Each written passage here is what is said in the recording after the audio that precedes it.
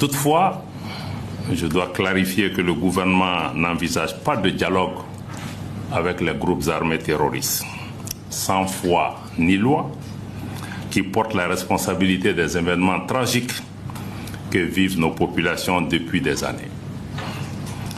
L'ouverture du gouvernement du Mali au dialogue a été à plusieurs reprises affichée, notamment dans le cadre des Assises nationales de la refondation et également dans le cadre du dialogue intermalien. En s'incriminant davantage avec le JNIM affilié à Al-Qaïda, le FLA a librement choisi de prendre fait et cause pour un groupe extrémiste reconnu comme terroriste par l'Organisation des Nations Unies qu'il a inscrit le 4 octobre 2018 sur la liste des sanctions contre Daesh et Al-Qaïda, conformément à la résolution 2368-2017. Nous continuons d'accueillir des éléments terroristes repentis qui rejoignent le cadre républicain. Je voudrais aussi partager quelques mots d'assurance et de réassurance avec vous. Au nom du gouvernement du Mali, je rends un nouvel hommage appuyé à la résilience des populations maliennes, mais aussi à celle des invités du Mali qui vivent parmi nous et que vous représentez largement ici dans cette salle. Ne pas céder à la panique est la meilleure réponse à ces attaques lâches et barbares.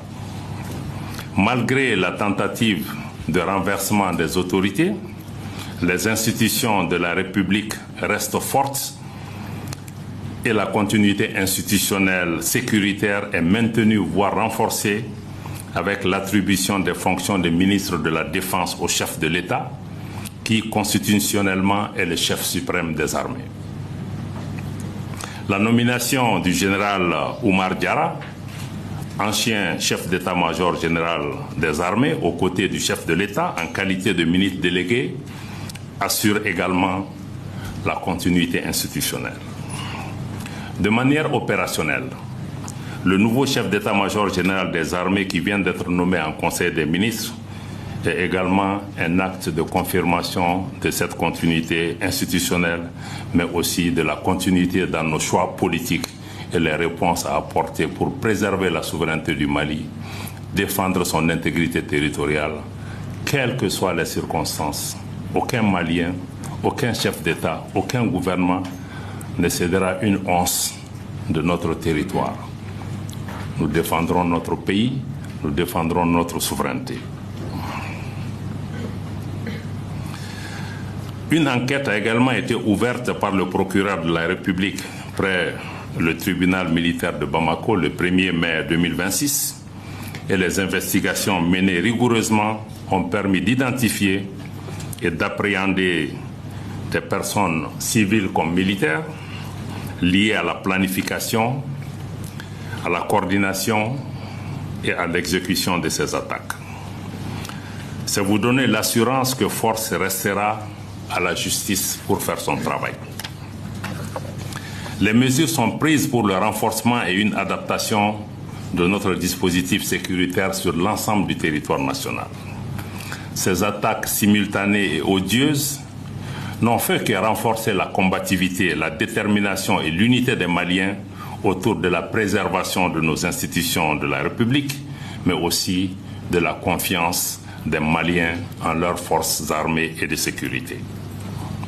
C'est le lieu pour moi de dénoncer les pays dont les médias servent de plateforme pour véhiculer les messages des terroristes.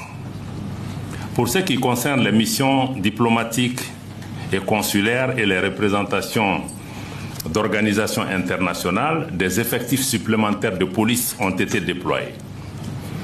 Les commissariats ont reçu des consignes pour renforcer les patrouilles autour des chancelleries. Je partagerai tout à l'heure avec vous les coordonnées du point focal du ministère de la Sécurité et de la Protection civile chargé de la coordination avec les missions diplomatiques et consulaires. Le gouvernement du Mali reste à l'écoute des attentes des missions diplomatiques et consulaires et des représentants des organisations internationales au Mali. et nous sommes ouverts à entendre toute requête spécifique venant de vous. Nous comprenons l'obligation de protection et d'assistance aux ressortissants.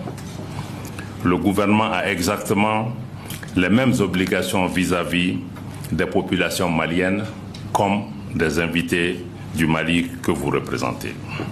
J'invite simplement les uns et les autres à considérer ce faisant l'impact négatif des interprétations de la teneur ou de la forme de certains de ces messages sur la situation sécuritaire nationale et sur le moral de nos concitoyens.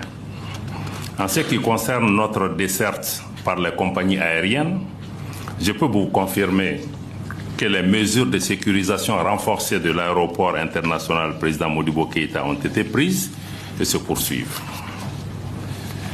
Il n'y a aucune contrainte logistique opérationnelle à la desserte de Bamako par les compagnies aériennes et les livraisons de kérosène se poursuivent régulièrement. Je conclus à votre attention à tous par un message clair. Les forces armées et de sécurité poursuivent leur mission avec courage, professionnalisme et détermination. L'État du Mali est debout, l'État du Mali agit, l'État du Mali veille. Le Mali a certes été frappé, comme l'adage le dit, le Mali peut tanguer, mais le Mali ne chavirera pas. Je vous remercie de votre attention